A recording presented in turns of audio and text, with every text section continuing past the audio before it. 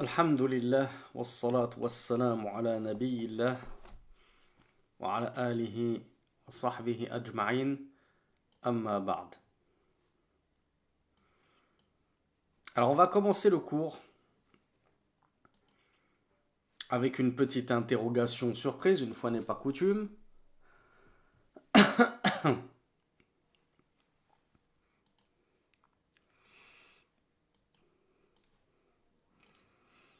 Alors je regarde la liste des participants pour trouver ma future victime. Je vais en désigner une parmi les sœurs et une parmi les frères. Donc le frère, je lui donnerai le micro pour qu'il me réponde euh, à l'audio. Et la sœur me répondra à l'écrit. Inch'Allah.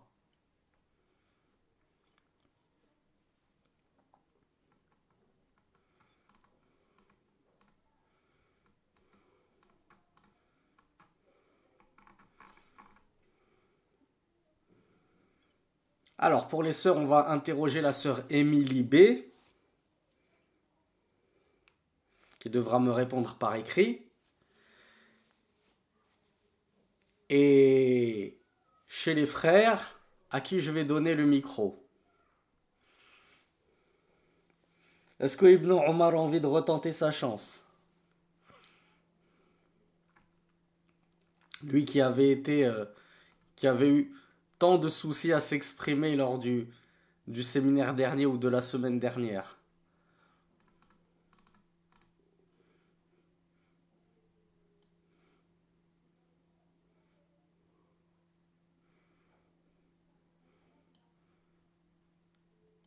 Alors allons-y pour Ibn Omar, s'il arrive à activer son micro. Bien sûr. Salam alaikum. Wa alaykum assalam wa rahmatullahi wa barakatuh. Alors, la question surprise, pour introduire ce séminaire et pour voir le point fondamental que nous avons étudié lors du cours précédent, quelles sont les deux preuves à apporter pour, comment dire, pour affirmer le fait que nous ne pouvons invoquer qu'Allah seul, que l'invocation est une adoration qu'on ne peut donc par conséquent réserver qu'à Allah seul. Quelle est la preuve du Coran et quelle est la preuve de la Sunna? Bien sûr, on ferme les livres, on ne triche pas, on ne regarde pas ces notes du cours précédent. C'est censé être deux têtes. Donc, Akhi ibn Omar, est-ce que tu as retenu ce verset, si possible en arabe, sinon en français? Et est-ce que tu as retenu le hadith, si possible en arabe, sinon en français? Ah, je l'ai retenu en français, ouais, le verset de hadith. Alors on t'écoute. Allah, il dit, ils nous adorent, ils disent, nous ne les adorons que pour qu'ils nous rapprochent d'Allah. Ça, ce n'est pas le verset qui prouve qu'on ne doit vouer l'invocation qu'à Allah seul. Si. C'est dans les trois fondements. Allah, il dit, et les mosquées sont consacrées à Allah et à invoquer Allah seul. Bravo, bravo. Et le hadith, c'est la doua, c'est une adoration. Bravo Ibn Omar. Alors figurez-vous que Émilie, que j'ai interrogée du côté des femmes, était justement la non-croyante de la semaine dernière qui était venue avec son amie. Est-ce que c'était son amie Samia, si ma mémoire ne me fait pas défaut? Et subhanallah, je trouve ça admirable de voir que Émilie, qui n'est pas croyante, soit restée jusqu'à l'avant-dernier cours, hein, c'est le 9e cours, demain ce sera le 2e cours de ce séminaire, pendant que nous avons des frères et des sœurs de notre communauté qui ne font aucun effort pour assister à des cours justement sur le tawhid. Donc je vous demande d'invoquer Allah en faveur de Émilie, afin qu'il puisse lui faire l'honneur de la toucher de sa grâce et que nous puissions nous réjouir de l'appeler enfin notre sœur. Parce que je me retiens de dire toujours la sœur Émilie, la sœur Émilie. Et Allah sait que nous ne désirons que ça, qu'elle fasse partie de la grande famille de l'islam et qu'Allah la sauve du feu et la promette à son paradis en la faisant mourir sur son unicité véritable. Donc il n'y aura pas eu Alors c'était la sœur Soumaya, son amie, d'accord, autant pour moi. Et la sœur Émilie qui n'est pas croyante se rappelait du hadith du prophète Mohammed sallallahu alayhi wa sallam. Vraiment, Émilie, qu'Allah vous guide à l'islam, c'est tout le bien et tout le bonheur qu'on vous souhaite. Et le plus tôt possible, car vous ne savez pas quand votre heure viendra. Il se peut que ce soir soit votre dernière soirée. Et imaginez l'horreur qui vous attend. Je suis désolé de devoir être franc avec vous. Imaginez l'horreur qui vous attend si vous mourrez sans avoir attesté de l'unicité d'Allah. Vous ne savez pas quand vous allez mourir. Vous avez tout le temps d'apprendre la prière, d'apprendre les rites du pèlerinage, d'apprendre la religion de l'islam. Mais la chose qui n'attend pas, c'est d'attester de l'unicité d'Allah. C'est la moindre des choses. Et je vous enjoins fortement à prononcer votre attestation de foi. J'atteste qu'il n'y a d'autre Dieu qu'Allah, qui, en ayant compris que cela signifiait qu'il est le seul à mériter l'adoration, vous le prononcez en arabe. Si la sœur Soumaya peut l'aider à la prononcer en arabe, c'est parfait. Et puis ensuite, prenez votre temps pour parfaire vos enseignements religieux. Mais entrer dans l'islam, ça n'attend pas. On n'a pas toute la vie devant soi. Nul ne sait quand est-ce que son heure lui viendra. Donc nous reprenons le fil de notre cours.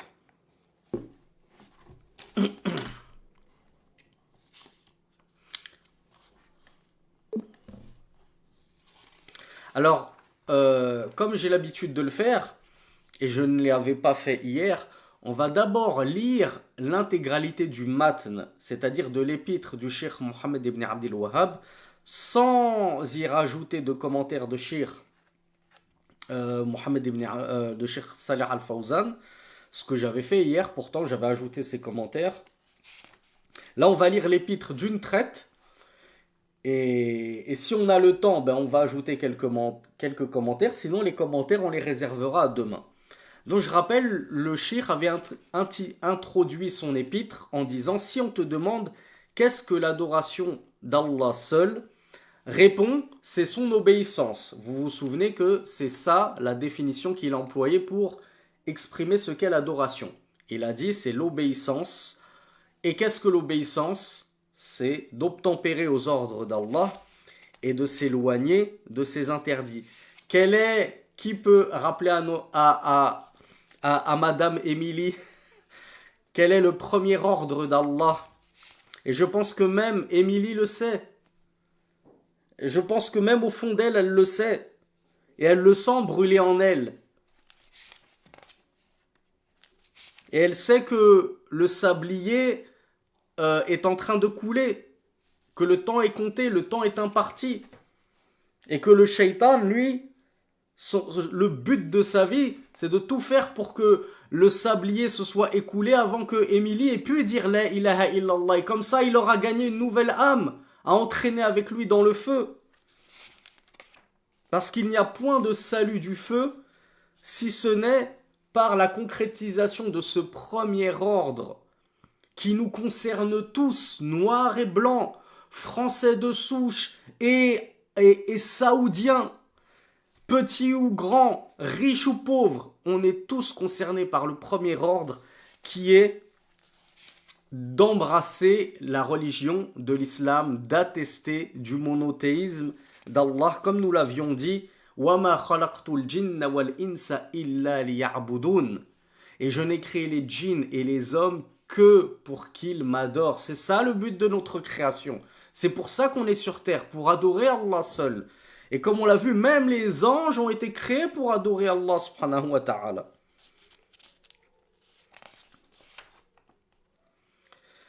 Donc le cheikh nous dit par la suite: فَإِنْ قِيلَ فَمَا أَنْوَاعُ الْعِبَادَةِ الَّتِي لَا تَصْلُحُ إِلَّا لِلَّهِ تَعَالَى. Si on te demande ensuite quels sont les types d'adoration qui ne conviennent d'être voués qu'à Allah subhanahu wa ta'ala, قُلْتَ مِنْ أَنْوَاعِهَا الدُّعَاء. Alors tu répondras, parmi les adorations avouées en toute exclusivité à Allah, nous pouvons citer ad-du'a, l'invocation, comme nous en a brillamment fait la démonstration notre frère Ibn Omar, avec ce passage très adéquat du Coran dans la sourate Al-Jinn, et certes les mosquées n'appartiennent qu'à Allah, alors n'invoquez personne avec Allah. Et comme Émilie nous l'a rappelé, l'invocation c'est l'adoration. Donc si même Émilie le sait, ce serait embêtant que nous, musulmans, nous ne le sachions pas. L'invocation, c'est l'adoration, comme l'a dit notre messager, sallallahu alayhi wa ala alihi wa sallam. Puis le cheikh nous dit, wal-isti'ana wal-istighatha. Alors, qui d'entre vous est le champion qui saura me dire la différence entre al-isti'ana et al-istighatha? Parce que ce sont deux choses qui se ressemblent énormément. C'est limite des synonymes.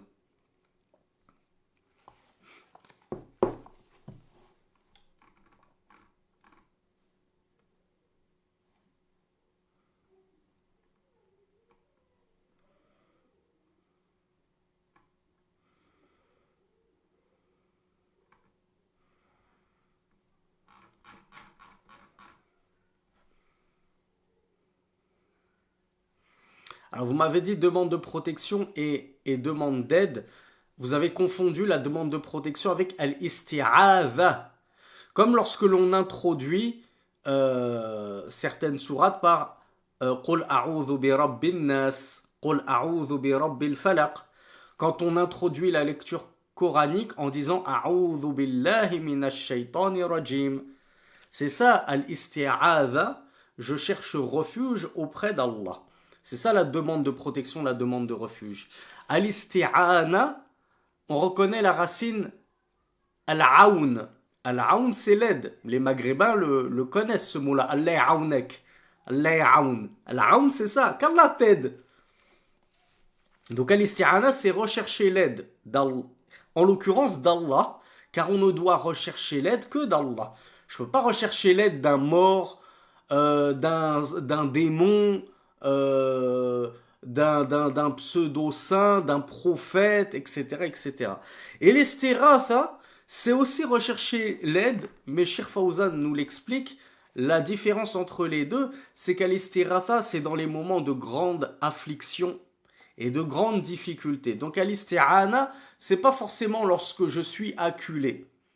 J'ai envie de me marier, j'ai envie qu'Allah me donne une épouse pieuse, qui me mérite et que je mérite, j'ai asta'inullah.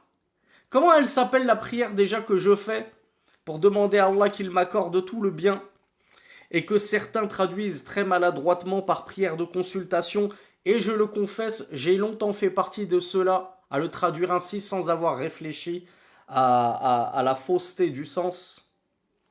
Alors oui, en réalité sa traduction c'est la prière de demande d'aide. Non, ce n'est même pas ça. Comment elle s'appelle? Vous m'avez induit en erreur. En arabe, elle s'appelle istikhara, effectivement. Qu'est-ce que ça veut dire, istikhara? Je reconnais la racine khara al-khayr. C'est quoi al-khayr dans la langue arabe? Bravo Dhun-Nourayn. Bravo Angel. On voit ceux qui suivent depuis longtemps les cours. Ça fait plaisir plaisir de voir que les cours portent leurs fruits et qu'on ne parle pas dans le vent et qu'on ne brasse pas du vide. C'est la demande de bien. Donc la fameuse prière de consultation, c'est une mauvaise traduction. C'est plutôt la prière de la recherche du bien, de la demande du bien. Quand je fais ma prière, entre guillemets, de consultation, je ne consulte pas réellement Allah. Mais je lui demande de m'accorder cette chose-là si c'est un bien pour moi. Et si c'est un mal, alors qu'il l'éloigne de moi cette chose et qu'il me la remplace par un bien. Donc c'est pas une simple consultation. Parce que dans une consultation, tu peux avoir une réponse positive ou négative. Moi, dans cette prière, je suis en train de lui dire, si c'est positif, tant mieux, facilite-la moi. Et si c'est négatif, alors remplace-le moi par un bien meilleur encore. Donc j'ai tout à y gagner à consulter Allah subhanahu wa ta'ala et à faire ma prière d'istikhara. Pourquoi je vous dis ça? Donc, quand je fais ma prière d'istikhara, c'est une demande d'aide. Je suis en train de demander à Allah subhanahu wa ta'ala qu'il m'aide à me marier avec une épouse pieuse. Et je suis pas forcément dans une situation inextricable de difficulté insurmontable ou quoi que ce soit. Donc je peux rechercher l'aide d'Allah subhanahu wa ta'ala sans être acculé. Tandis qu'al-istighatha, et on reconnaît la racine al-ghawth, qui est là le secours, et là je demande l'aide d'Allah, je suis en train de lui crier au secours mon Seigneur, délivre-moi, là je suis acculé de toutes parts, je suis noyé, j'ai la tête sous l'eau, viens à mon aide au Seigneur, et c'est dans les moments donc de grandes difficultés. Voilà la différence entre al-isti'ana et al-istighatha qui est plus précis que al-isti'ana, les deux étant globalement des synonymes pour désigner la demande d'aide. Donc ça fait partie aussi des adorations qu'on ne peut vouer qu'à Allah subhanahu wa ta'ala. Autre adoration, le cheikh nous dit wa dhabhul qurban. Qui sait ce que c'est que al-dhabh?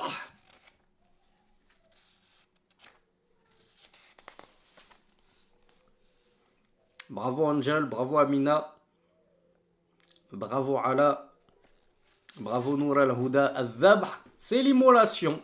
Donc je sacrifie notamment une offrande pour Allah subhanahu wa ta'ala.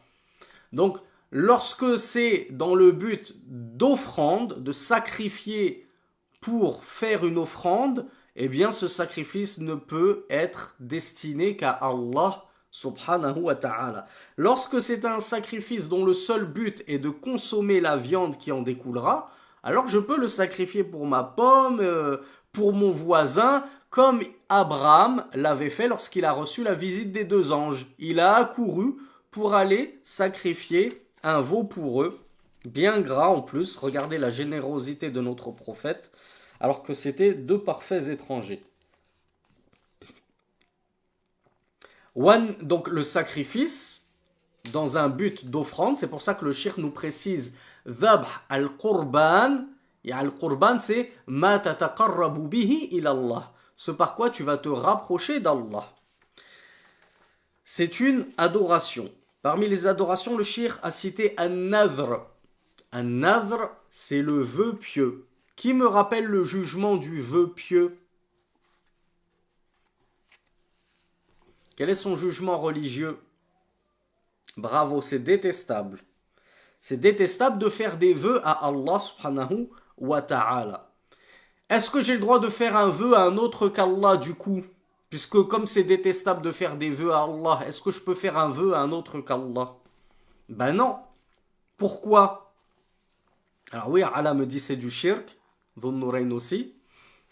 Angel nous explique, c'est parce que c'est de l'adoration. Même si c'est détestable, ça reste de l'adoration. Imaginez que vous faites votre prière,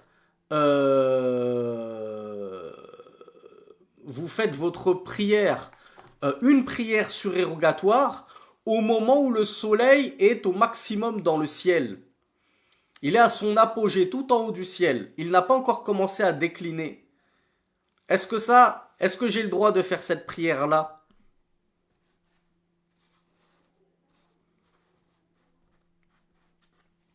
Effectivement, ça fait partie de l'un des 3 moments interdits durant lesquels je ne peux pas prier Allah subhanahu wa ta'ala, même si ce n'est qu'une prière facultative. Et ceci car c'était le temps où les mushrikoun, les associateurs, adoraient le soleil. Et en plus, on a un diable qui se met devant le soleil pour recevoir toute leur adoration. Donc le prophète sallallahu alayhi wa sallam nous a défendu de prier à ce moment-là. Donc la prière, elle est détestable, elle est makrouha durant ce temps-là. Est-ce que pour autant cette prière-là, n'est-ce pas de l'adoration? Si quelqu'un a fait une prière à ce moment-là, alors que c'est détestable, que le Rasulullah l'a défendu, est-ce que ce n'est pas de l'adoration ce qu'il a fait? Si, ça reste de l'adoration. C'est juste donc, ce n'est pas parce que c'est quelque chose de détestable que ça ne revêt pas le vêtement de l'adoration. Donc le vœu pieux, malgré tout, même si c'est détestable et qu'il ne convient pas d'en faire, ça reste une adoration. Du coup, je ne dois pas faire de vœu pieux à un autre qu'Allah subhanahu wa ta'ala. Déjà, je ne dois pas en faire à Allah, mais alors c'est pas pour les détourner à un autre qu'Allah subhanahu wa ta'ala. Alors on me demande qu'est-ce qu'un vœu pieux? C'est un vœu qui revêt un caractère religieux. Qu'est-ce qu'un vœu? Vous savez tout ce que c'est qu'un vœu. Ou Allah, je te fais le vœu que si tu m'accordes une femme, pieuse, ben je jeûnerai maintenant tous les lundis et les jeudis, jusqu'à ma mort. Ou Allah, si tu me fais réussir mon baccalauréat, je te fais le vœu de faire une umrah cette année, de partir en petit pèlerinage. C'est ça un vœu pieux. Donc le vœu n'en demeure pas moins une adoration qu'il ne convient pas de détourner à un autre qu'Allah subhanahu wa ta'ala. Autre type d'adoration qui va toucher les cœurs, al-khawf, la crainte, la peur. Et son exact opposé, ar-raja, l'espoir, avoir espoir en Allah, avoir crainte d'Allah, ce sont deux adorations. Et ici, ne comprenez pas les choses à l'envers. On n'est pas en train de dire que, comme c'est des adorations, on n'a pas le droit d'avoir peur d'un autre qu'Allah. On n'a pas le droit d'avoir espoir en un autre qu'Allah. Ce qui est voulu ici, c'est la crainte révérentielle. C'est-à-dire que moi, j'ai très peur qu'Allah subhanahu wa ta'ala reprenne l'âme d'Émilie avant qu'elle n'ait pu prononcer la shahada. Et je crains Allah pour cela. J'ai peur qu'il hâte sa mort alors qu'on lui souhaite tout le contraire. Est-ce que je peux craindre qu'un djinn ôte l'âme, qu'un démon ôte l'âme de Émilie dans son sommeil comme ça? Je ne peux craindre cela que de la part d'Allah subhanahu wa ta'ala, car qui fait vivre et mourir? Seul Allah fait vivre et mourir. Seul Allah peut reprendre l'âme d'Émilie dans son sommeil. Par contre, craindre un démon qui ne connaît même pas l'existence de cette Émilie, et je commence à avoir peur, parce que j'ai entendu que lui c'était même Satan lui-même. J'ai peur que Satan reprenne son âme, mais l'âme d'Émilie, elle est entre les mains d'Allah. Si Allah veut que Satan ou n'importe qui la tue dans son sommeil, cela adviendra. Et si Allah ne l'a pas décidé ainsi, et qu'il a prescrit qu'elle mourra dans 50 ans, elle mourra quand Allah l'aura décidé. Donc, la crainte, je ne dois craindre Allah d'une crainte révérentielle. Je ne dois craindre, d'une crainte révérentielle qu'Allah subhanahu wa ta'ala. Quant à tout autre que lui, je peux craindre la morsure du serpent. Je peux craindre de me fouler la cheville au football parce que je joue contre des gens qui sont beaucoup plus forts et costauds que moi. Je peux craindre des choses comme ça de la vie de tous les jours. Je peux même craindre des démons parce que je sais que voilà, dans telle région, telle grotte, elle est peuplée de démons, on va passer par ce chemin-là, je peux avoir peur. Si tu as peur de passer dans une cité chaude du 93, où il n'y a pourtant que des hommes, mais il y a des hommes un peu sauvageons, pourquoi t'aurais pas peur de démons qui ont beaucoup plus de force que des hommes et qui ont beaucoup plus de puissance que des hommes? Donc il n'y a pas de mal à avoir peur d'une chose qui effectivement peut te nuire. Quant à avoir peur comme ça dans l'invisible, moi on m'a dit que tel saint dans son tombeau, il était tellement rapproché d'Allah subhanahu wa ta'ala qu'il peut te profiter comme il peut te nuire. Attention, si tu ne lui fais pas une offrande chaque année le jour de son anniversaire, il peut te toucher d'un mal. Si tu commences à avoir peur de ça, là tu es tombé dans le shirk. Parce que tu es en train de craindre dans l'invisible quelque chose qui en réalité ne peut ni te nuire ni te profiter si ce n'est par la permission d'Allah subhanahu wa ta'ala. Et ainsi en est-il de ar-raja, de l'espoir.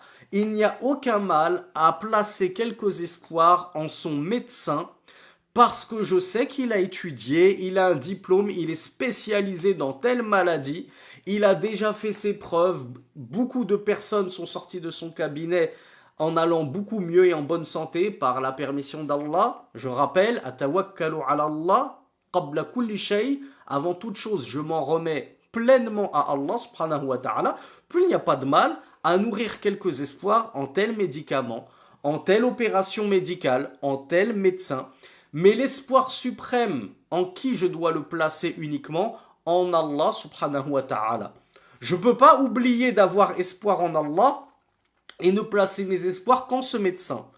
Lorsque je suis touché par un mal occulte, je ne peux pas placer tous mes espoirs en tel raqi, en tel exorciste, parce qu'on m'a dit que c'était le meilleur de tous les exorcistes, etc. Et qu'il parlait aux démons, et qu'il a converti des dizaines de démons en Afrique. Et je ne sais à quelle histoire à dormir debout. Et tu oublies complètement Allah dans cette histoire, que c'est Allah qui a permis que ce démon ou ce mal occulte te touche. Et bien de la même façon, c'est Allah qui permettra que ce mal s'en aille et se dissipe. Donc, l'espoir vital ne peut être placé qu'en Allah subhanahu wa ta'ala et en personne d'autre. Quant à un espoir moindre, une touche d'espoir, il n'y a pas de mal à placer quelques touches d'espoir en les créatures d'Allah subhanahu wa ta'ala, si encore elles sont aptes et compétentes, si elles sont dignes de recevoir cet espoir. Comme je l'ai dit, va vers ce tombeau dans lequel gît un pseudo-saint. Comment peux-tu avoir espoir en un mort qui peut-être se fait châtier dans sa tombe parce qu'il se peut que lui-même était, comme toi, associateur. Peut-être que lui-même invoquait des tombeaux comme toi tu es en train de le faire.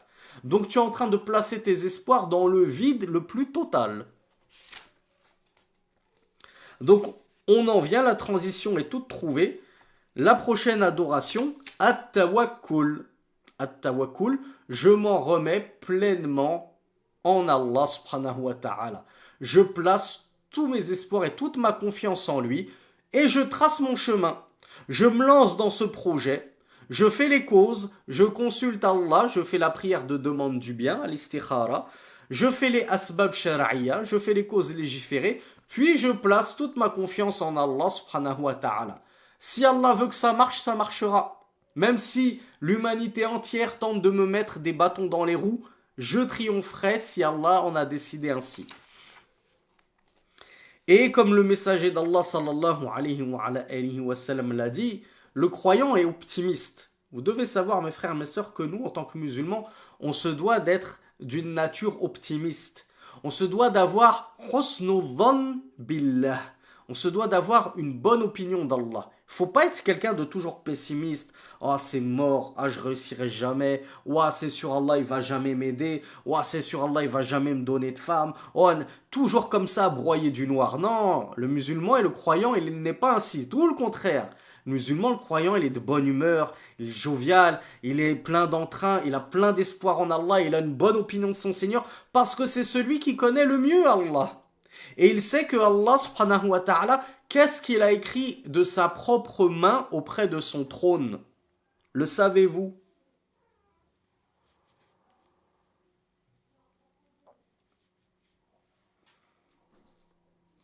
Et celui-là, je le dédie encore une fois tout particulièrement à Émilie.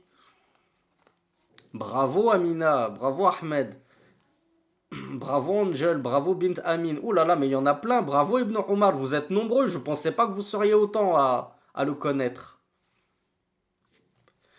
Allah écrit de sa propre main, auprès de son trône, Rahmati sabaqat ghadabi. Ma miséricorde a précédé ma colère.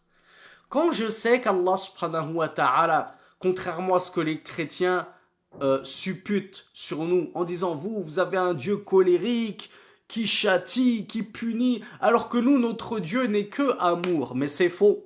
Votre Dieu n'est pas que amour.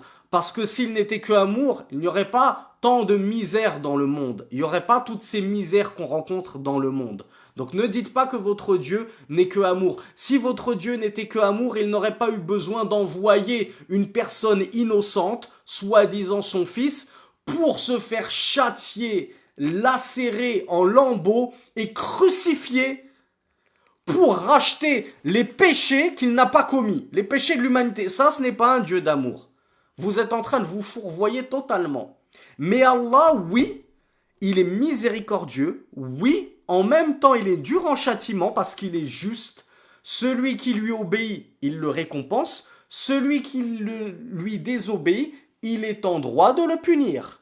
Mais Allah est tellement bon et miséricordieux que bien souvent, sa miséricorde précède son châtiment. Et alors cette personne croyante qui aurait dû être châtiée, bien souvent Allah la gracie. Et il ne le châtie même pas, il ne le punit même pas. Et il l'envoie directement au paradis Alors qu'avec toutes les bêtises qu'il a fait, il aurait dû logiquement goûter à l'enfer pour expier ses fautes.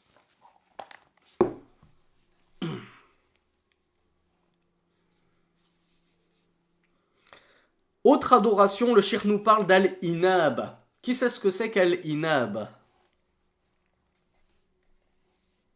Alors je vous aide, dans la langue arabe, le verbe anaba yunibu, ça signifie revenir. Alors bravo Mamadou. Du coup Mamadou, est-ce que tu as un synonyme à nous apporter? Bravo Mariama. Bravo Dhun Nourain. Bravo Ibn Omar. Bravo Amina.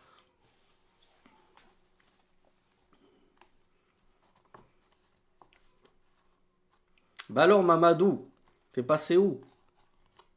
T'as pas de synonyme? Mamadou il nous a dit c'est le retour vers Allah, c'est exactement ça. Du coup quel est le synonyme de je retourne vers Allah? Ah Mamadou n'a pas de synonyme. Ben tout simplement le repentir Mamadou.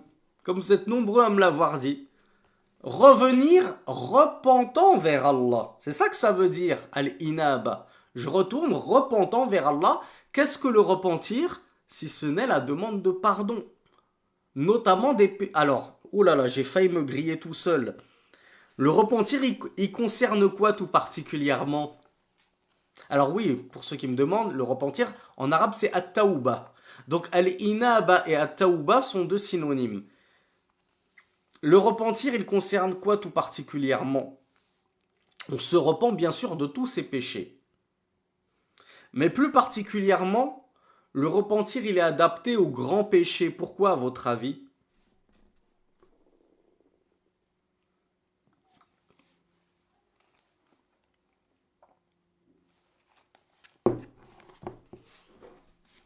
Bravo Amina.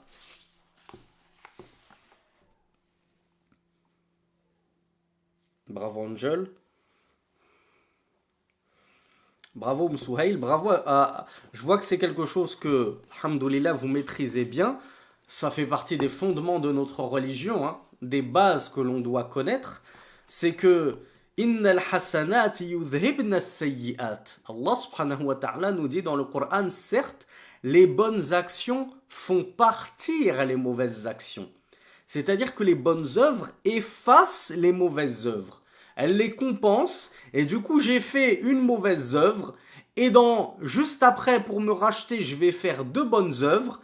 Eh bien, l'une de ces bonnes œuvres va effacer ma mauvaise œuvre et en plus je vais être crédité d'une bonne œuvre. Pour vous simplifier un peu, hein, bien sûr qu'ensuite c'est Allah qui tient les comptes exacts. Mais de manière générale, on peut effacer les petits péchés, les mauvaises œuvres relatives aux petits péchés, ce qu'on appelle as-sara'ir, les petits péchés, les péchés mineurs, en faisant beaucoup de bonnes actions. En multipliant les bonnes actions permet de se racheter des petits péchés. Le problème, c'est que malheureusement, nous ne tombons pas que dans les petits péchés. Si seulement, ce serait déjà un but à atteindre que de ne faire plus que des petits péchés. Le problème, c'est qu'on tombe dans al-kaba'ir. Il nous arrive de tomber dans des péchés majeurs. Est-ce que les bonnes actions effacent les kaba'ir, les péchés majeurs?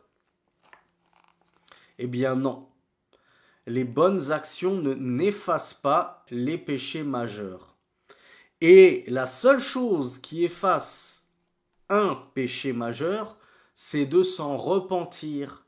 Mais la bonne nouvelle dans l'histoire, c'est que est-ce que le repentir est compliqué? Est-ce que c'est une chose compliquée?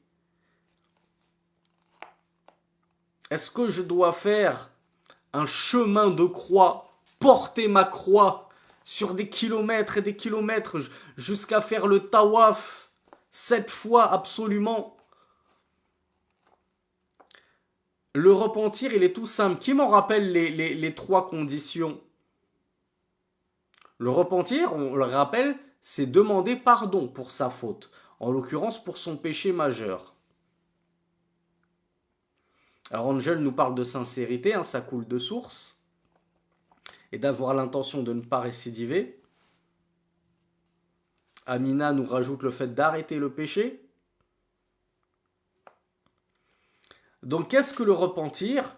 Ce n'est rien d'autre que demander sincèrement pardon à Allah pour ce péché majeur que j'ai fait. C'est grave, hein, mes frères et mes sœurs. Péché majeur, c'est pas de la rigolade. C'est quelque chose d'énorme. Et en arabe, le mot kaba'ir, il est lourd, hein. Al-kaba'ir, tu sens tout le poids du péché dans le mot kaba'ir, qui est le pluriel de kabira. Un péché lourd, grand.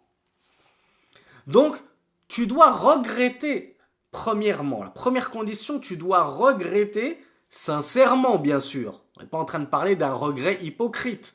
Toute notre religion est basée sur la sincérité du culte. Donc, je regrette sincèrement ce péché. Deuxième condition, j'ai la ferme résolution de ne plus jamais retourner à ce péché. D'ailleurs, il me répugnerait de retourner à ce péché comme il me répugnerait de retomber dans l'association. Moi qui viens du christianisme, du judaïsme, de la laïcité, de l'hindouisme, de ce que vous voulez, je détesterais retomber dans ce péché comme je détesterais retomber dans l'association. Donc, comme quoi, mon repentir est vraiment sincère. Et mes regrets sont vraiment sincères. Donc je regrette, j'ai la ferme résolution de ne plus jamais retomber dans ce péché, et non pas comme celui qui regrette, mais qui se dit, bon, je vais faire une petite pause d'1 an sur ce péché, histoire d'essayer de me calmer, et puis dans 1 an, on verra. On verra comment je serai, comment ça aura évolué, est-ce que je serai moins chaud par rapport à ce péché, pardon. Ça, c'est pas de la résolution, ça. Hein, même les non-musulmans, les mécréants, font leur bonne résolution le 1er janvier. Et évidemment, la plupart ne les tiennent pas, ces bonnes résolutions. Nous, lorsqu'on fait taouba, qu'on se repent, on doit la tenir, cette résolution. On doit être résolu. On ne doit pas douter qu'on va arrêter ce péché. Non, je suis résolu. Je suis ferme sur ma décision. On ne m'y reprendra plus, Inch'Allah. Ensuite, si je finis par craquer 6 mois après, 1 mois après, est-ce que ça casse le repentir que j'avais nourri il y a 6 mois, 1 an auparavant?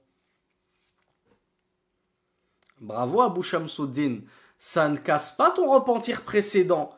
Parce que ton repentir précédent, à partir du moment où il réunissait les conditions, il était valide.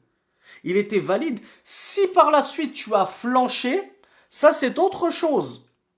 Mais sur le moment, quand tu t'es repenti, tu étais sincère dans ton repentir, tu regrettais amèrement, tu avais la ferme résolution de ne pas retomber dans ce péché.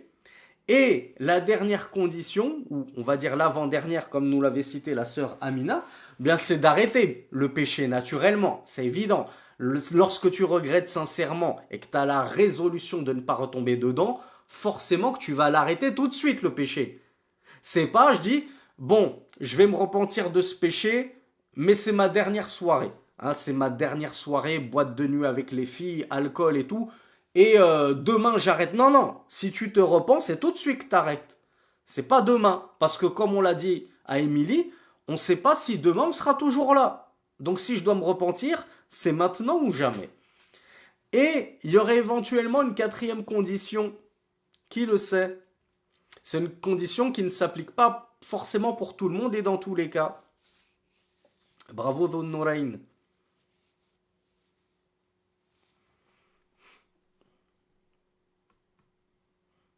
Bravo Abou Shamsuddin. Bravo Amina. Bravo Ala. Bravo Al-Afghani. Alors, peau cassée, Aïcha, peau, P-O-T-S. Parce que sinon, une peau cassée, c'est assez douloureux. Effectivement, si j'ai nui à quelqu'un, que j'ai causé du tort à quelqu'un, que j'ai volé quelqu'un, je dois réparer ce tort. Je dois lui rendre ce que je lui ai volé, etc., etc. C'est la dernière condition pour que le repentir soit valable lorsqu'il touche au droit d'autrui. Mais le repentir entre toi et Allah, voilà, tu tu as forniqué, tu as délaissé la prière, etc. Toutes ces choses-là, le repentir doit remplir les conditions suscitées précédemment. Autre adoration que nous cite le shir, rahmatullahi alayhi, al-mahabba. N'en parlions-nous pas il y a 3-4 minutes? L'amour, mais bien sûr que l'islam est une religion d'amour. Qui oserait dire le contraire? Qui oserait dire le contraire? Donc bien sûr que aimer Allah subhanahu wa ta'ala, c'est une adoration. Est-ce que nous aimer les uns les autres en tant que frères et sœurs en Allah, c'est aussi une adoration? Et ce séminaire, c'est un séminaire bonus.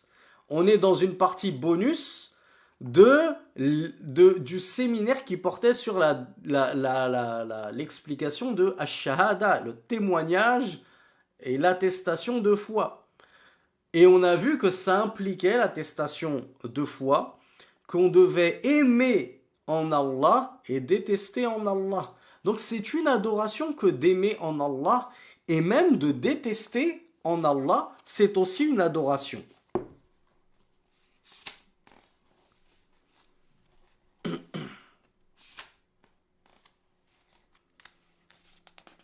Donc aimer les musulmans, aimer les croyants, aimer nos savants, aimer les pieux, les vertueux, les pieux prédécesseurs, les compagnons, les prophètes, aimer les anges. Wal khashya, autre adoration, c'est la crainte. Al khashya wal khawf, ce sont deux synonymes. Wal raghba, ce qui ressemble un petit peu à l'espoir. Al raghba, c'est le fait d'accourir à quelque chose qu'on désire. Et en l'occurrence, accourir à Allah subhanahu wa ta'ala et à sa promesse d'un paradis éternel où nous ne connaîtrons plus ni souffrance, ni peine, ni tristesse, ni angoisse, ni douleur. Au paradis, vous serez tous beaux, vous serez grands, vous n'aurez plus aucun défaut physique, ni défaut comportementaux. Warrahba, donc le fait de fuir quelque chose, le contraire, par crainte de cette chose-là. Donc de fuir en l'occurrence le courroux d'Allah, de fuir sa colère, ça c'est une adoration. Watta'alluh, la vénération d'Allah subhanahu wa ta'ala, c'est une adoration que je ne peux vouer qu'à Allah subhanahu wa ta'ala. Warruku' was-sujud, l'inclinaison et la prosternation sont deux grandes adorations que je mets notamment en pratique par le biais de mes prières quotidiennes et que je ne peux donc réserver qu'à Allah subhanahu wa ta'ala. Est-ce que j'ai le droit de faire comme certains, malheureusement, qui s'inclinent comme ça devant leur roi? Est-ce que j'ai le droit de me prosterner devant le sultan, l'émir des musulmans, le président de mon pays, le roi de mon pays, le chef de ma tribu? Non. L'inclinaison et la prosternation, ce sont des adorations. Je ne peux les vouer qu'à Allah subhanahu wa ta'ala. Donc, moi, j'ai épousé une femme coréenne. Est-ce que j'accepte qu'elle s'incline comme ça devant moi pour me dire bonjour? Eh bien non. Ma chère épouse, elle va devoir faire une mise à jour de ses traditions et les réactualiser en conformité avec la charia. On ne s'incline pas même devant son mari. On ne s'incline que devant Allah subhanahu wa ta'ala. Les mamans d'entre vous vont me dire, mais comment je fais pour faire les lacets à mon enfant? Ça rentre dans ce cadre de figure.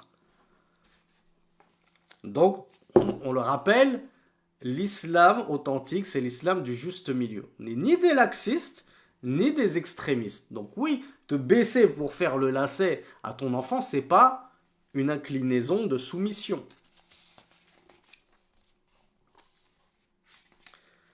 Wal khushu'. Donc le khushu' c'est, comment on pourrait le traduire? C'est dur à traduire le khushu' parce que c'est un sentiment du cœur. Le recueillement, merci Dhun Nourayn. Le recueillement. Autre adoration. Alors tout ça, Inch'Allah, on les détaillera dans le dernier cours de demain. On reviendra sur tous ces propos et on les détaillera, Inch'Allah, petit à petit. Autre adoration que nous cite le shir, at-tadhallul. Alors qui voit ce que c'est qu'at-tadhallul? Souvenez-vous ce qu'on a dit hier par rapport à la définition, la première définition de l'adoration, celle d'Ibn al-Qayyim. On a dit huwa ghayatul hubb, l'apogée de l'amour, al-hubb, ma'a ghayati dhul, dhul, l'humilité, avec l'apogée de l'humilité. Ici, at-tadhallul, c'est le fait de s'humilier. Est-ce que j'ai le droit de m'humilier pour un autre qu'Allah subhanahu wa ta'ala, d'une humiliation servile et docile? Non. La femme obéit à son mari, mais elle ne s'humilie pas devant son mari. L'homme obéit à ses deux parents et à sa mère, en l'occurrence. Oui, vous dites que les femmes sont soumises aux hommes. Ben, l'homme n'est-il pas soumis à une certaine femme? L'homme n'est-il pas tributaire de sa mère pour entrer au paradis ou non, selon qu'elle l'agrée ou non? Bien sûr, si elle l'agrée selon des principes islamiques. Ta maman qui t'a rejeté parce que tu es devenu religieux justement, alors qu'elle, elle déteste la religion, on va pas dire que tu vas aller en enfer parce que tu n'avais pas l'agrément de ta mère. Mais effectivement, globalement, le paradis est sous les pieds des mères. Si tu te comportes bien avec ta mère, ben ce sera un moyen de gagner le paradis. Et si tu te comportes mal avec ta mère, eh ben ce sera une grande cause de ton entrée en enfer. Et ça, je le rappelle, mes chères sœurs, ça vaut pareil pour vous vis-à-vis de vos maris. Rasulullah sallallahu alayhi wa sallam avait dit à une compagnonne, en parlant de son mari, huwa jannatuki wa naruki. C'est-à-dire, il est tout comme ton paradis et ton enfer. Regarde comment tu te comportes avec lui. Si tu te comportes bien avec ton mari, c'est ton ticket d'entrée pour le paradis. Même si lui, il est mauvais avec toi, c'est pas grave. Toi, œuvre pour Allah subhanahu wa ta'ala. Et si tu es mauvaise avec lui, et pire encore lorsque lui est bon avec toi, et qu'il te gâte, et qu'il t'offre, et qu'il t'entretient, et que si, et que ça, et que toi tu es ingrate, et que tu n'es pas reconnaissante pour tout le bien et toutes les dépenses qu'il fait pour toi, eh bien ce sera ton meilleur ticket d'entrée pour l'enfer. Qu'Allah vous en préserve toutes, ainsi que nous.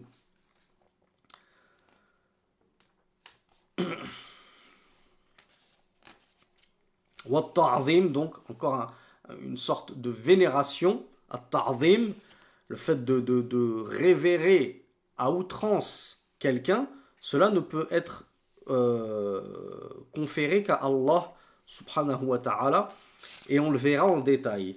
Alors on a 4 minutes, et le shir nous a cité à chacune de ces adorations que nous venons d'énumérer comme ça, un verset du Coran pour, comme je vous l'ai dit, prouver qu'il ne parlait pas sans science. Donc on va y aller très vite, juste histoire de les citer, et essayer de clôturer l'épître pour ce soir. Et puis demain, Inch'Allah, on reviendra sur plus de détails.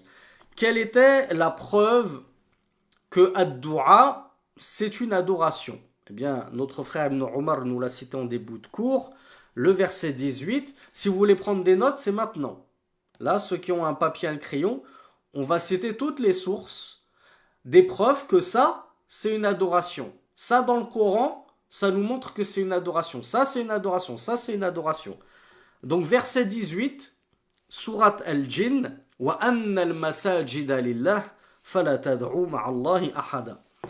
Et les mosquées appartiennent à Allah, alors n'invoquez personne avec Allah. Donc on voit que l'invocation est une adoration.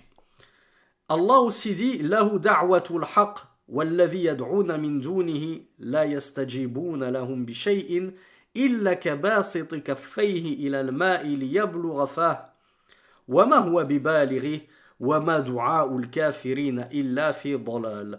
Allah nous dit dans le verset 14 de la sourate Le Tonnerre, Ar-Ra'd, à lui, c'est-à-dire à Allah, appartient l'invocation de vérité ou l'appel de vérité. Et ceux, C-E-U-X, et ceux qu'ils invoquent en dehors de lui, ne leur répondent en rien, si ce n'est comme celui qui étendrait sa main vers l'eau pour en puiser à sa bouche et qui n'y parviendrait pas. C'est-à-dire tu es en train de te fatiguer pour rien. Tout comme celui qui essaye de puiser de l'eau et qui n'arrive jamais à se désaltérer, toi en invoquant autre qu'Allah, tu es en train de te fatiguer pour rien. Parce que tu es en train de faire une chose inutile, qui ne te profite en rien. Et Allah conclut en disant « Et les invocations des infidèles ne sont qu'égarements, ou ne sont que dans l'égarement. » Donc tous ceux que les infidèles invoquent en dehors d'Allah, ils ne font qu'invoquer le faux et ce qui ne peut ni leur répondre, ni leur profiter en quoi que ce soit. Quelle est la preuve que al-isti'ana, la recherche d'aide, est une invocation? Allah, alors c'est vous qui allez tous me la donner, Inch'Allah. Ah là, on va finir le cours en beauté. Et même Émilie, j'espère qu'elle va nous donner la preuve. Ah, bravo à la Blidi. Qui a une preuve à me donner que la demande d'aide, c'est une adoration? Qui aurait un verset dans le Coran? Je vous aide, il est super court le verset. Il est très très court. Bravo Ibn Omar. Bravo Inès. Alors vous m'avez tous parlé de la sourate, j'aurais aimé que vous me donniez directement le verset directement, même en français, bravo à Abou Safwan qui m'a donné le verset. Allez, je vous aide parce qu'il y en a beaucoup qui ont trouvé la sourate, c'est sourate Al-Fatiha. La toute première sourate du Coran. Est-ce qu'il n'y a pas un verset qui parle de la demande d'aide? Les frères et sœurs, vous le récitez quand même 17 fois par jour, donc normalement, ça doit arriver tout de suite là quand on vous parle de Fatiha. Iyyaka na'budu wa iyyaka nasta'in. C'est toi seul que nous adorons et c'est de toi seul dont nous implorons le secours. Donc Allah subhanahu wa ta'ala nous parle d'adoration, puis juste après il nous parle de demander son secours. Ceci prouve que chercher le secours d'Allah subhanahu wa ta'ala, c'est une adoration. Surtout qu'il a dit, c'est toi seul que nous adorons. Et de la même façon, c'est toi seul à qui nous implorons le secours. Donc si c'est à Allah seul et auprès de lui seul qu'on doit chercher secours, on comprend que la demande d'aide, la recherche de secours, qui ne peut être vouée qu'à lui, est de l'adoration. Donc le verset 5 de Sourate Al-Fatiha. Bien sûr, avec le khilaf qu'on avait vu dans le séminaire sur le tafsir, est-ce que la basmala fait partie, est le premier verset ou non de la sourate Al-Fatiha? Quelle est la preuve de Al-Istiratha, la demande de secours dans les moments de grande angoisse? Allah nous dit dans la sourate Al-Anfal, les butins, verset numéro 9, إِذْ تَسْتَغِيثُونَ رَبَّكُمْ فَاسْتَجَابَ لَكُمْ. Lorsque vous imploriez le secours de votre Seigneur, et alors il vous répondit favorablement. Donc on voit que Allah leur a répondu à leur cri de détresse parce qu'ils étaient en train d'adorer Allah. Chercher le secours d'Allah, c'est adorer Allah. Et Allah agrée l'adoration et Allah exauce celui qui l'implore. Quelle est la preuve que l'immolation est une adoration? La preuve se trouve dans la sourate Al-An'am, les bestiaux, verset 162. Allah subhanahu wa ta'ala nous dit قُلْ إِنَّ صَلَاتِي وَنُسُكِي وَمَحْيَايَ وَمَمَاتِي لِلَّهِ رَبِّ الْعَالَمِينَ. Alors là, il faut que vous m'aidiez. Parce que je ne le vois pas là, le mot dhabh dans ce verset. Allah nous dit, certes ma prière, mon rite, nusuki, mon rite, ma vie et ma mort appartiennent à Allah, Seigneur des mondes. Pourquoi le cheikh il a dit que ce verset-là était une preuve que l'immolation était une adoration. Alors oui, Mamadou et Al-Afghani me parlent du Nusuk, effectivement. Elle est là la preuve, mais pourquoi? Bien, An-Nusuk, le rite qui est voulu lorsqu'on revient au tafsir, à l'exégèse du Coran. Qu'est-ce qui était voulu par le rite ici? Est-ce que c'est n'importe quel rite? Eh bien, en particulier ici, c'était l'immolation. Et notamment l'immolation que l'on fait le jour du sacrifice de Yawm al-Eid, le jour de la fête. Donc on voit que, de la même façon que la prière appartient à Allah, qui est une adoration, le nusuk, l'immolation, appartient également à Allah subhanahu wa ta'ala. Donc c'est une adoration que je ne peux vouer qu'à Allah subhanahu wa ta'ala. Comme on l'a dit, je n'ai pas le droit d'immoler pour un sorcier, pour un démon, pour dissiper un mal occulte qui m'aurait touché, toutes ces choses-là. L'immolation, elle est réservée à Allah seul. Donc verset 162 de la sourate Les Bestiaux. Quelle est la preuve du vœu pieux? Dans la sourate Al-Insan, la sourate L'Homme, verset numéro 7, Allah nous dit Yufuna bin nadhri wa yakhafuna yawman kana sharruhu mustatira. Allah, il est en train de faire les éloges de certains de ses serviteurs. Et parmi leurs descriptifs, Allah les a décrits comme étant des gens qui remplissent leurs vœux. Yufuna bin nadhr.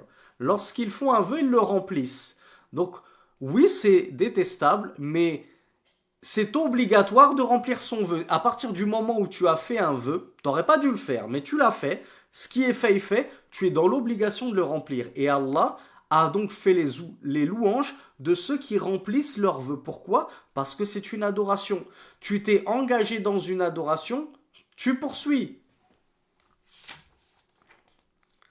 Donc verset 7 de la sourate L'Homme, Al-Insan. Quelle est la preuve que la crainte est aussi une adoration d'Allah subhanahu wa ta'ala? Craindre Allah, c'est adorer Allah. Eh bien Allah nous dit dans le verset 175 de la sourate La Famille de Imran, donc la troisième sourate du Coran, إنما ذلكم الشيطان يخوف أولياءه فلا تخافوهم وخافوني إن كنتم مؤمنين. Allah nous dit dans le verset 175 de la troisième sourate, ceci n'est que le diable faisant peur à ses alliés. Alors, ne les craignez pas et craignez-moi si vous êtes croyants. Elles sont où les deux preuves ici? Qui va me trouver les deux en même temps? Je veux pas une seule réponse. Je veux voir qui va trouver les deux preuves ici.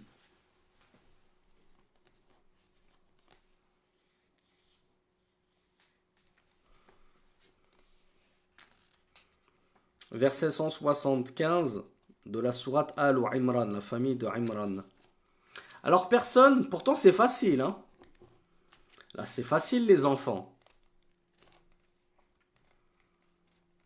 Alors Ngané, il en a un sur deux. La première preuve, souvenez-vous, c'est l'emploi de l'impératif. Al-Amr dans la langue arabe. Khafouni, craignez-moi. Craignez-moi, l'impératif connote l'obligation. Dans le texte coranique, impératif égale obligation. Craignez-moi, ben c'est un ordre. Allah ordonne-t-il autre chose que son adoration? Donc c'est un ordre, donc adoration de craindre Allah. Mais Allah dit ensuite, in kuntum mu'minin.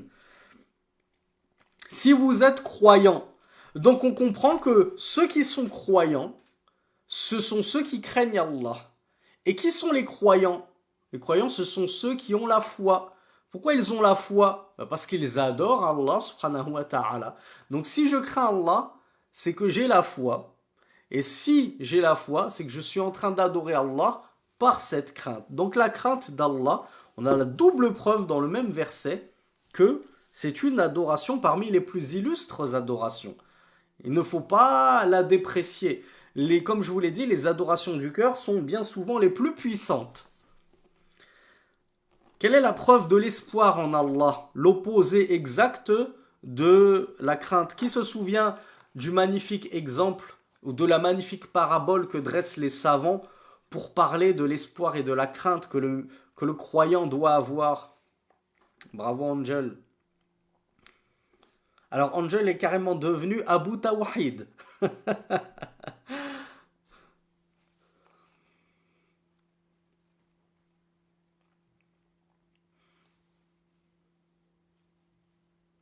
Ah, bravo Amina, bravo Ibn Omar, bravo Al-Afrani, bravo Dhun Nurayn, effectivement.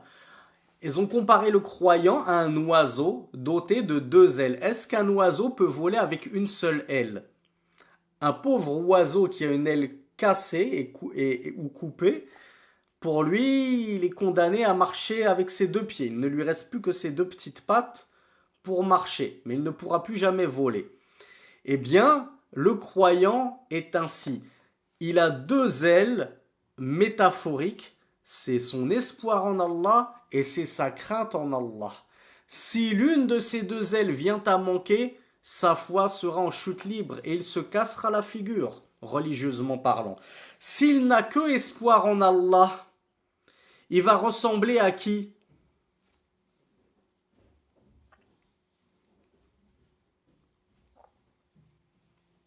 Alors on me parle des soufis.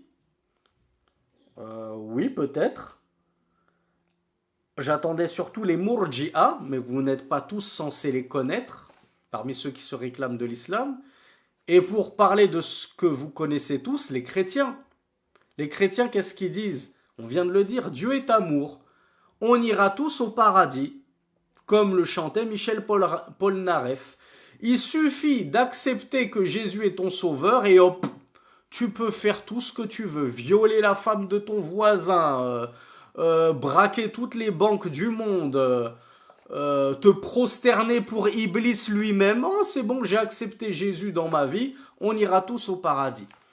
Eh bien, le musulman ne doit surtout pas n'avoir que cette aile de l'espoir. Bien sûr que j'ai espoir en Allah. Comme je l'ai dit, le musulman, ou comme l'a dit le prophète, sallallahu alayhi wa sallam, le musulman, il est optimiste. On a bon espoir en Allah, que sa miséricorde précède son châtiment, et alors qu'il nous fasse davantage miséricorde, plutôt qu'il n'applique sur lui sa justice divine parfaite, qui éventuellement nous ferait plonger en enfer. Donc j'ai espoir en Allah. J'ai espoir en son pardon, j'ai espoir en son paradis éternel. Mais faut pas ne reposer que là-dessus. Sinon, je vais finir comme les chrétiens à chanter du gospel dans les églises, dans la mixité la plus totale, avec DJ je sais pas qui au platine. Et je suis en train de dire que c'est comme ça que je suis en train d'adorer mon Seigneur. Subhanallah. Un peu de sérieux quand même. Il est question d'adorer. On est en train d'adorer notre Seigneur, justement. Il n'est pas question de se trémousser en boîte de nuit. Et dans un autre côté, je dois avoir la crainte d'Allah. Cette crainte d'Allah me permet de rééquilibrer la balance. J'ai espoir en Allah, mais attention, hop, je rééquilibre le tout pour me situer sur le juste milieu parfait. Je crains aussi le châtiment d'Allah. Qui me dit que toutes ces adorations que je fais, Allah va me les accepter? Qui me dit qu'elles sont conformes à la sunna? Qui me dit que j'ai été sincère dans mes adorations et que je ne les ai pas mêlées d'hypocrisie, d'ostentation, etc. Qui me dit que je n'ai pas fait tellement de péchés qu'ils sont bien plus nombreux que mes bonnes actions et que du coup mes bonnes actions ne seront pas suffisantes pour compenser tous mes péchés? Qui me dit qu'Allah me pardonnera ces grands péchés sur lesquels je suis mort sans avoir pu m'en repentir? Donc vous voyez, je dois aussi craindre mon Seigneur.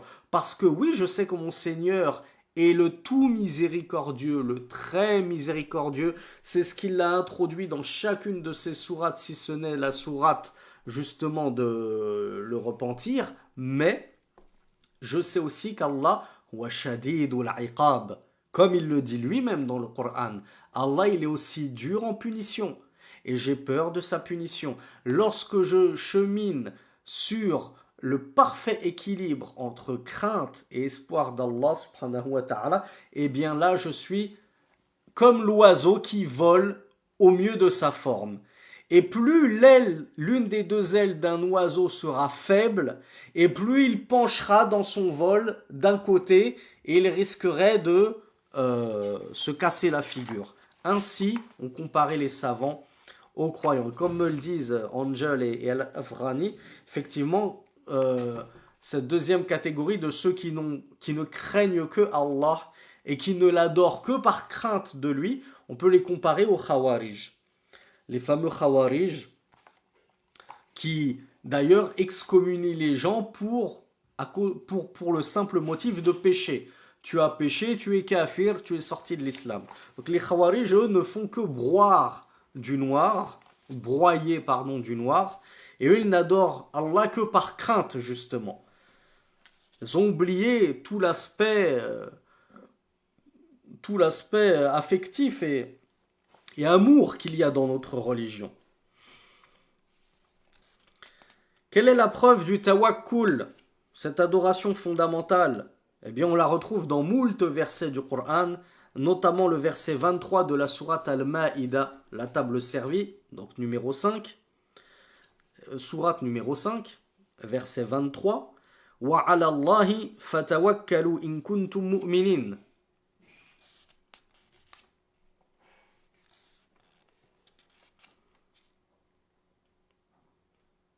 Ah oui, alors il y a une sœur qui me dit qu'elle n'a pas entendu la preuve de l'espoir. Bah, c'est tout simplement parce que je ne l'ai pas lu. Donc merci à la sœur de me l'avoir rappelé. Donc la preuve de l'espoir, on revient juste.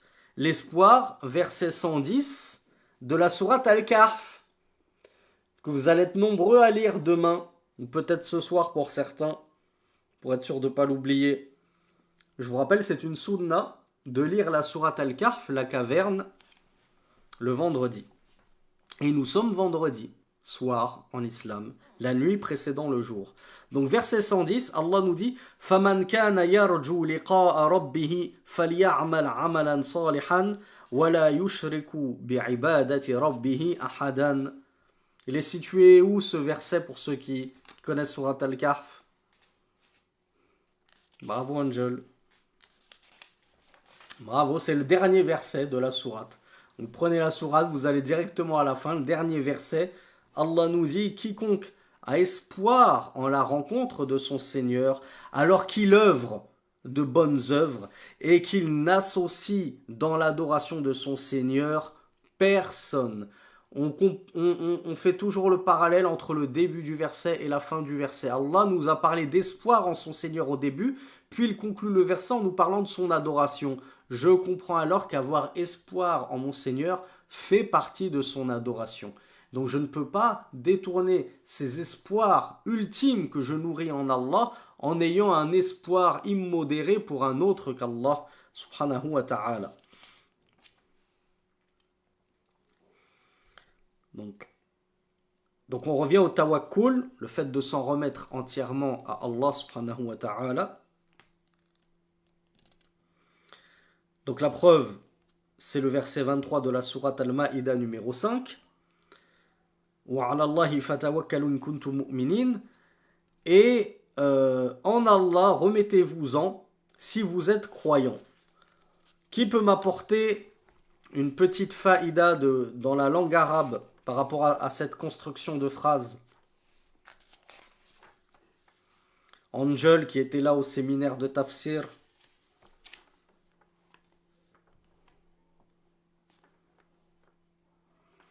Qu'est-ce qu'il a retenu, notre ami Angel, de cette construction de phrase? En Allah, remettez-vous-en si vous êtes croyant. En français correct, on dirait plutôt remettez-vous-en en Allah si vous êtes croyant. Et même en arabe, l'usage de base voudrait qu'on dise tawakkalu ala Allah in kuntum mu'minin. Donc on commence par le verbe en arabe. Et en français, on aurait commencé par le verbe également. Remettez-vous-en en Allah.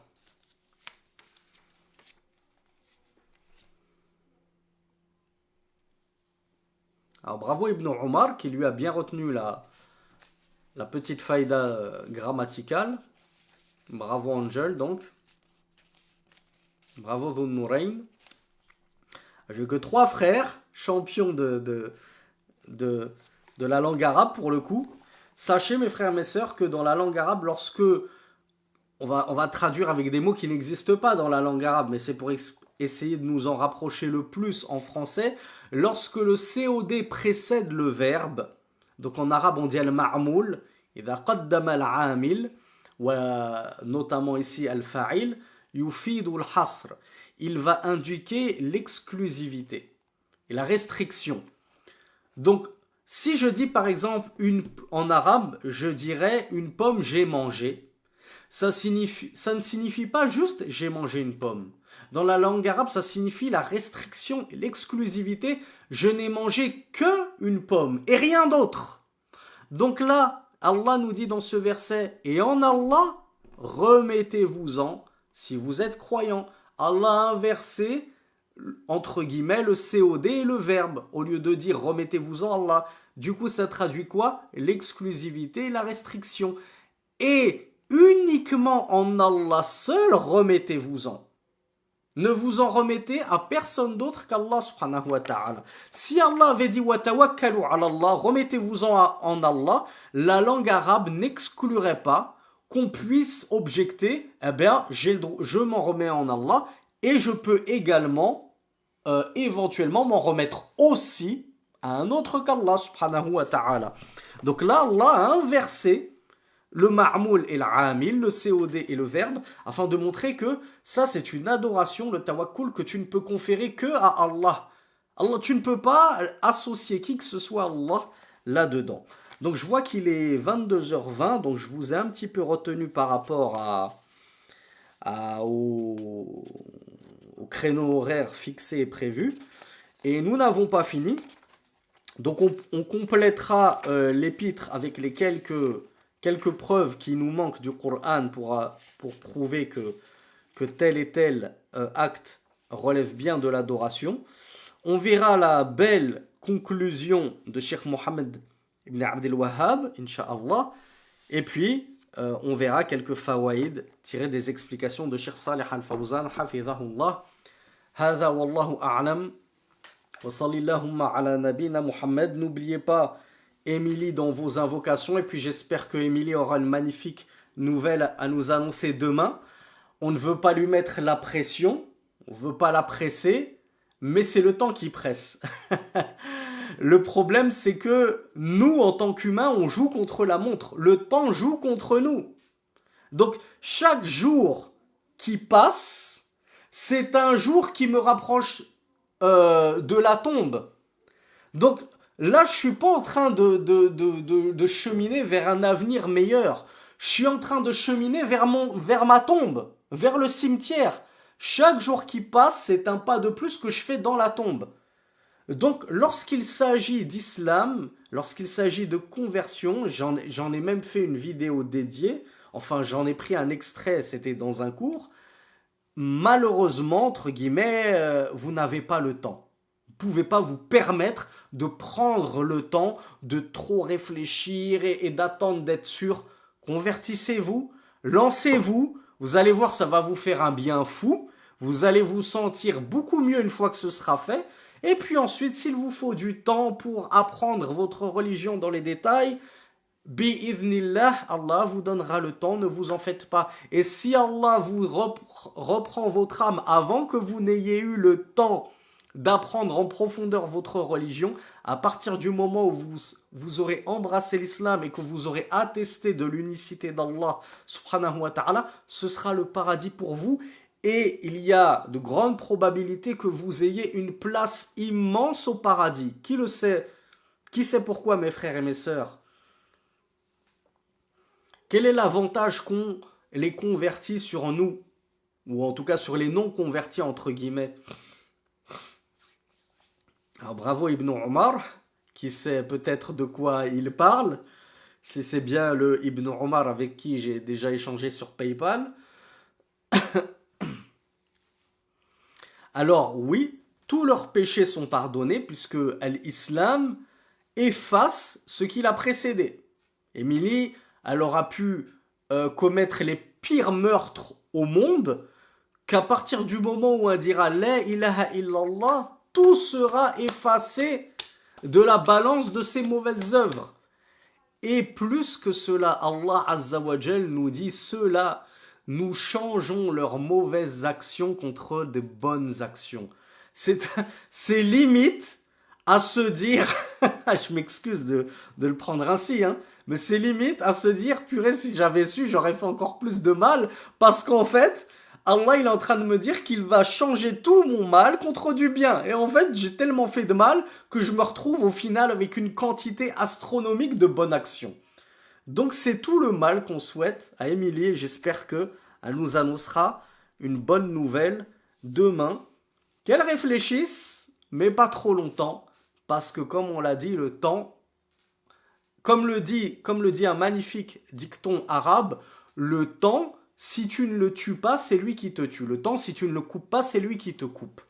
Donc entre guillemets, le temps, si tu ne prends pas les devants et que tu te hâtes à œuvrer, c'est le temps qui va prendre les devants et tu vas te retrouver dans la tombe, enseveli, les gens te pleureront et tu te diras mais où je suis? Mais il y a encore hier j'étais sur Zoom avec un imam en train de discuter, là je suis dans une tombe, j'ai même pas eu le temps de faire ma shahada. Eh bah oui, le temps si tu ne le saisis pas, c'est lui qui pourrait te saisir euh, alors que tu ne t'y attendais pas.